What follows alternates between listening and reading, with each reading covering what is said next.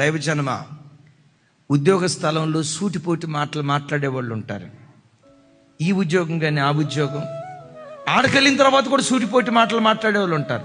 అది కాదని ఇంకో చోట లోతులాగా గుడారాలు మార్చొద్దు.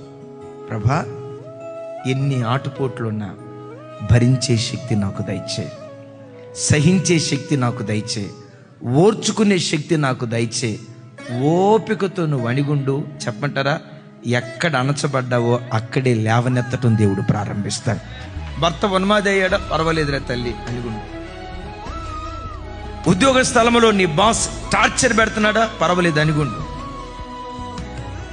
నీ పని స్థలంలో యజమానులు టార్చర్ పెడుతున్నారా? పర్వాలేదు, అణిగుండు. ఎక్కడ అణచబడ్డావో, ఎక్కడ దాసిగా బ్రతికేవో, ఎక్కడ దాసుడిగా బ్రతికేవో నమ్ము, అక్కడే రాగల కాలంలో యజమానుడిగా దేవుడు నిన్ను నిలవబెడతాడు. యజమానుడిగా దేవుడు నిన్ను నిలవబెడతాడు. ఎందుకో తెలుసా? తృణీకరించబడిన చోటే మూలకు తలరాళ్ళుగా మనలను మార్చే శక్తివంతుడగు దేవుడు ఆయన.